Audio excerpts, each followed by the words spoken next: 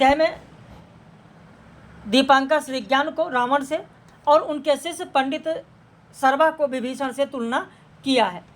अब इसके बाद में जो अगला प्रश्न है कि अरे आयावर रहेगा याद का तीसरा अध्याय कौन सा है? तीसरा अध्याय कौन सा है? तो आपका उत्तर हो जाएगा देवताओं के अंचल में, क्योंकि अरे आयावर रहेगा याद में आप देखेंगे पहला अध्याय क्या है? पहला अध्याय है परशुराम से तुरखम, यानी एक टायर की राम कहानी, एक टायर की राम कहानी, ये पहला अध्याय है। दूसरा अध्याय कौन सा है? तो किरणों की खोज में दूसरा अध्याय है। तीसरा अध्याय पूछा गया है, तीसरा है देवताओं के अंचल में। चौथा अध्याय है मौत की घाटी में, और फिर पांचवा है लूरा, फिर उसके बाद छठा माजुली, फिर सातवां बहता पानी निर्मल, फिर आठवां सागर शोभित मेघ मेघलित, कन्याकुमारी की बात की गई है। तो यहाँ पर आपका उत्तर हो जाएगा बी। सरस्वती की जवानी कविता है और उसका बुढ़ापा दर्शन, यह कथन किसका है? तो आपका उत्तर हो जाएगा रामधारी सिंह दिनकर का है। सरस्वती की जवानी कविता है और उसका बुढ़ापा दर्शन है, रामधारी सिंह दिनकर ने कहा। अरे आयावर रहेगा याद के बारे में सही कथन कौन सा है? इसमें कुल वृत्तांतों की संख्या 7 है। अरे आयावर रहेगा याद में कुल वृत्तांतों की संख्या कितनी है? तो 7 वृत्तांत हैं। इसमें माजुली द्वीप का भी जिक्र है, सही है। परशुराम से तुरखम में सृष्टि की सर्वोच्च आकृति चक्र माना गया है। अरे आयावर रहेगा याद में पोस्त के फूल का भी जिक्र है। तो आपका उत्तर हो जाएगा डी। 1, 2, 3, 4 सभी के सभी सही हैं। अरे आयावर रहेगा याद के बारे में सही कथन कौन सा है? इसमें देवताओं का अंचल किसे कहा गया? कुल्लू को कहा गया। मौत की घाटी किसे कहा गया? तो मौत की घाटी रोहतांग को कहा गया, सही है। बहता पानी निर्मल में असम का जिक्र है, सही है। कॉस्मिक किरणों की खोज में 3 व्यक्ति थे, गलत है।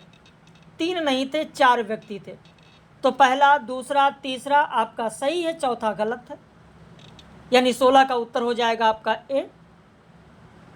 इसी यात्रा वृत्तांत में अरे आयावर रहेगा याद में आप देखेंगे तो तमिलनाडु के प्राचीन मंदिरों का भी जिक्र हुआ है। और इसी में आप देखेंगे अरे आयावर रहेगा याद में ही आगरा में जो मियाँ नज़ीर की कब्र बनी है ताजमहल के पास, मियाँ नज़ीर की भी बात की गई है। मियाँ नज़ीर की पंक्तियाँ बताई गई हैं।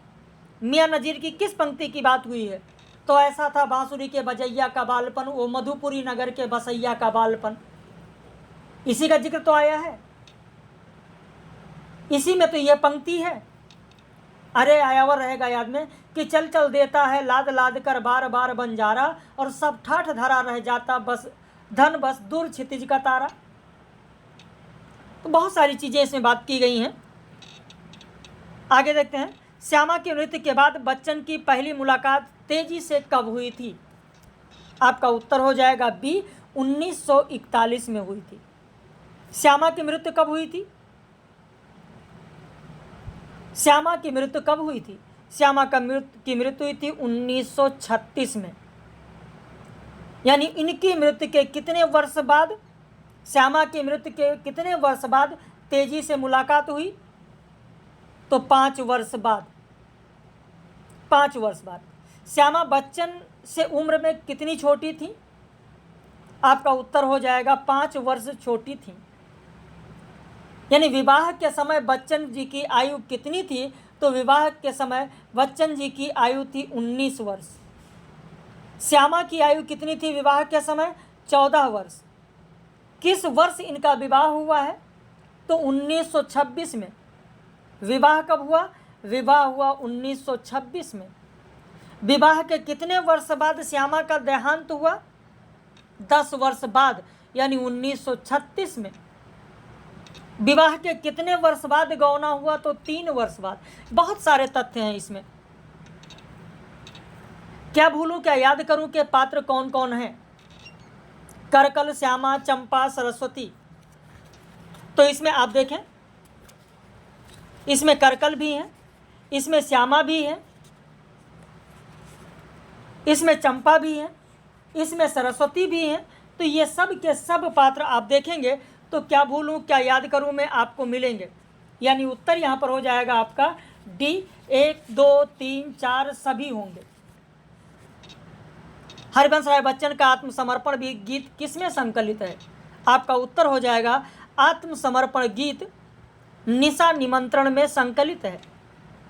हरिवंश राय बच्चन की जब बात आती है तो इनकी बहुत से पंक्ति हैं जो आपको देखने को मिलेंगी, बहुत अच्छी जानकारी भी आपको मिलेगी। हरिवंश राय बच्चन कहते हैं कि मैं कविता लिखता ही नहीं, मैं कवि दिखता भी हूँ। इनका कहना है कि जहाँ जनता जातियों में बटी हो वहाँ पारस्परिक ईर्ष्या द्वेष, अपने गुण और दूसरों के द्वेष देखने की प्रवृत्ति बड़ी स्वाभाविक होती है। इसी में इन्होंने बताया कि मनसा की 6 पीढ़ी मेरे पिता और खानदानी चर्चाओं की पीढ़ी थी। बच्चन जी कहते हैं, हरिवंश राय बच्चन कहते हैं कि स्त्री के आंसुओं के सामने पुरुष बेबस हो जाता है। नारी तो मां बनने के लिए ही बनी है, ना बन सकी तो अपने को धिक्कारती है। कहते हैं जिंदगी और औरत उसी आदमी का सिक्का मानती है जो झकझोर कर फेंक दे। खैर बहुत सारे कथन मिलेंगे। तो मुर्दहिया में कुल अध्यायों की संख्या कितनी है?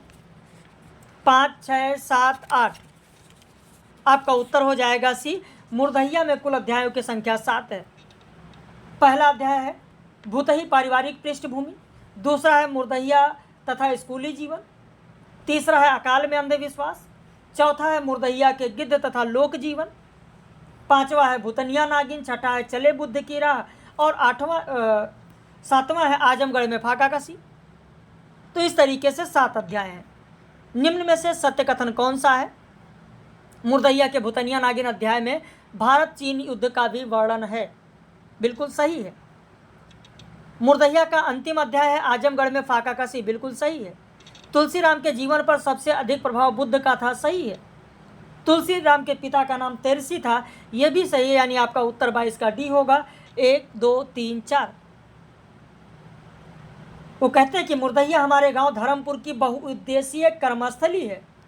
चरवाही से लेकर हरवाही तक के सारे रास्ते इसी मुर्दहिया से जाते हैं। उन्होंने यह भी कहा है मुर्दहिया में कि मूर्खता मेरी जन्मजात विरासत थी।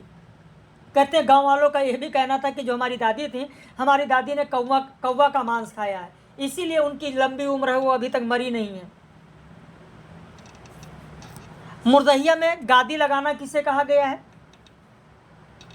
आपका उत्तर हो जाएगा गादी लगाना मतलब समारोहों पर या पर्व पर एकत्रित होना ही गादी लगाना कहा जाता है।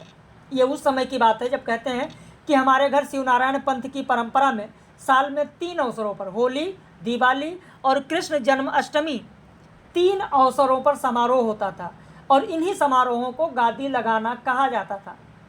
कहते हैं शिवनारायण पंथी की मृत्यु हो जाने पर उसकी लाश को ना तो जलाया जाता था और जलाया नहीं जाता था बल्कि दफनाया जाता था या गंगा नदी में बहाया जाता था, जलाया नहीं जाता था। अगला प्रश्न है मुर्दहिया के अनुसार सही कथन कौन सा है? इसमें कमलेश धर्मदेव मिश्र का उपनाम था। कमलेश रामाश्रयी शाखा के बड़े प्रशंसक थे। तुलसीराम की दादी के पास 37 सिक्के थे। भूतनिया नागिन में ललती सोफी की पुत्री थी। आपका उत्तर हो जाएगा 1 3 4 सही है, दूसरा गलत है। कमलेश रामाश्रय नहीं कृष्णाश्रयी शाखा के भक्त थे, प्रशंसक थे, तो 1 3 4 सही होगा। प्रेमचंद घर में पुस्तक के श्रद्धांजलि किसने लिखा? बहुत ही साधारण प्रश्न, बनारसी दास ने लिखा है। प्रेमचंद घर में कितने अध्यायों में विभक्त है? बहुत ही साधारण प्रश्न, 88 अध्यायों में विभक्त है। प्रेमचंद घर में के आधार पर प्रेमचंद का पहला उपन्यास कौन सा है?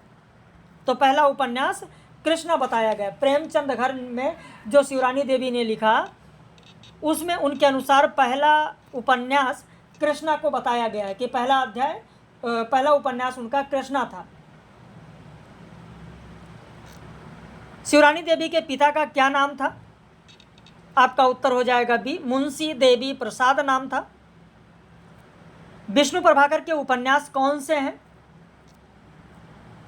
विष्णु प्रभाकर का उपन्यास निशिकांत भी है, तट के बंधन भी है और स्वप्नमयी भी है, यानी 29 का उत्तर हो जाएगा आपका डी।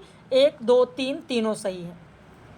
आवारा मसीहा लिखने में विष्णु प्रभाकर को कितने वर्ष का समय लगा? आपका उत्तर हो जाएगा बी, 14 वर्ष का समय लगा। शरत चंद्र ने अपनी प्रेमिका का क्या नाम रखा था? अब कुछ लोग कहेंगे मृगनयनी नाम रखा होगा, कुछ लोग कहेंगे नहीं सर सुनैना नाम रखा होगा। देखिए, मूल रचना जब आप पढ़ेंगे तभी ये चीजें समझ में आएंगी। वर्तमान के ये वर्तमान के शरत चंद्र नहीं है कि अपनी प्रेमिका का नाम मृगनयनी रख देंगे, सुनैना रख देंगे। सुनैना को तो शॉर्ट फॉर्म में कहा जाने लगा, सोना रख देंगे, है ना। तो ये सोना वाले नहीं हैं, इन्होंने नाम रखा था हिरण्मयी। शरद ने किसे साक्षी मानकर सौंदर्य के उपासना की प्रतिज्ञा ली थी? आपका उत्तर हो जाएगा 1, 3, 4, सूर्य को, गंगा को और हिमालय को। जामुन का पेड़ के नीचे दबा आदमी के बारे में सही कथन कौन सा है? वो अपने माता पिता का इकलौता था, गलत। उसके केवल एक बहन थी, गलत। वह लावारिस था, बिल्कुल वह लावारिस था। उसके केवल 2 भाई थे, गलत।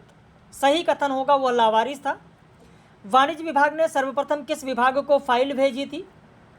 तो सबसे पहले वाणिज्य विभाग ने कृषि विभाग को फाइल भेजी थी। और इसमें यह भी आपको ध्यान रखना है, इस रचना में आपको यह भी ध्यान रखना है कि क्रम से क्या होगा, सबसे पहले कौन सा होगा, उसके बाद कौन सा होगा, यानी किस किस विभाग को फाइल गई हैं, उन विभागों को क्रम से आपको ध्यान रखना है।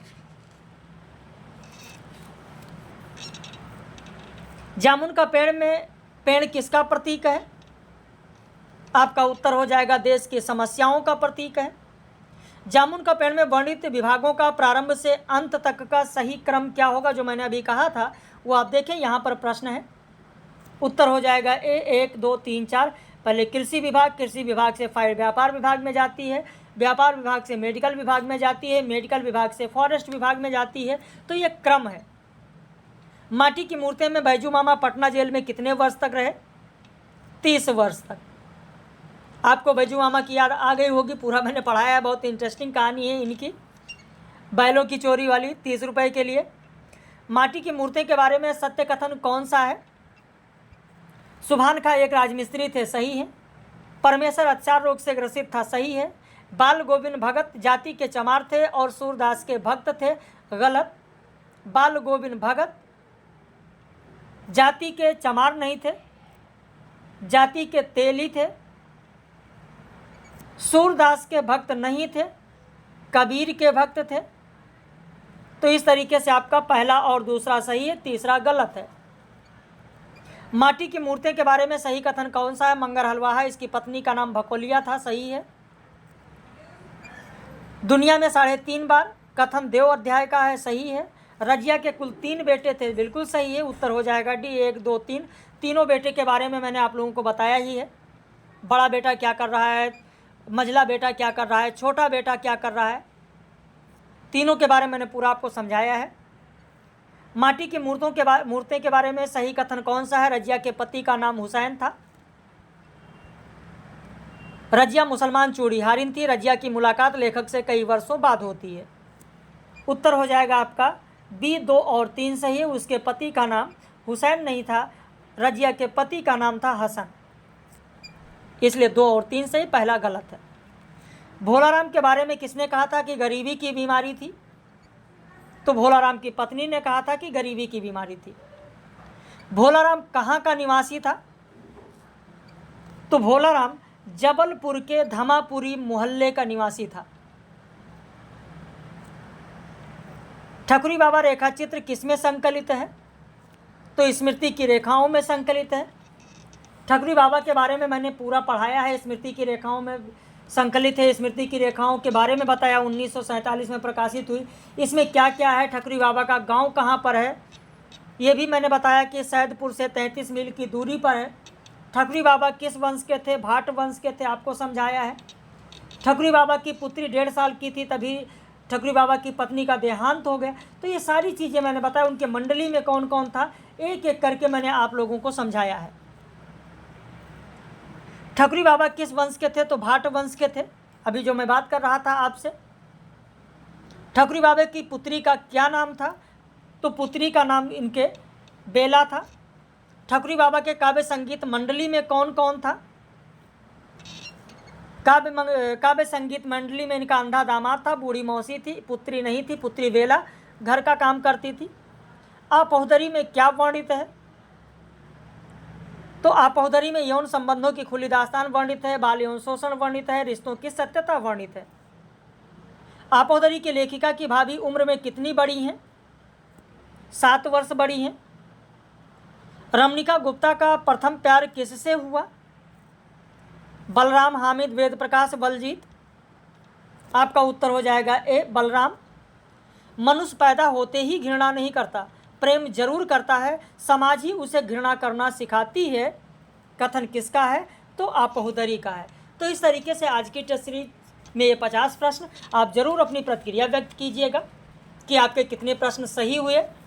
दूसरी चीज़ आप लोग ये भी ध्यान रखिएगा कि 25 सितंबर से जो मैंने बताया है कि नया बैच शुरू हो रहा है, अगर आप जुड़ना चाहते हैं तो प्रारंभ के 25 कैंडिडेट के लिए छूट दी गई है, शुल्क में विशेष छूट। और आज 15 सितंबर से ही रजिस्ट्रेशन प्रारंभ हो गया है, आप भी फीस जमा करके इसका लाभ उठा सकते हैं।